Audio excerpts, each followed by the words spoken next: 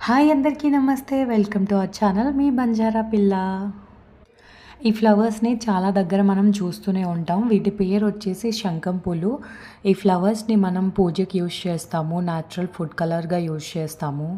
Early morning పడిగడుపున రోజు hot వాటర్‌లో ఒక 4 ఫ్లవర్స్ కలర్ చేంజ్ అయ్యేదాకా మరిగించుకొని ఒక లెమన్ పిండుకొని తాగితే బ్రెయిన్‌కి చాలా హెల్ప్ అవుతది అని చెప్తారు. అండ్ ఆల్సో మనకి ఏదైనా మెంటల్ స్ట్రెస్ ఉంటే ఆ స్ట్రెస్ అనేది తగ్గడానికి కూడా ఈ వాటర్ అయితే తాగుతారు.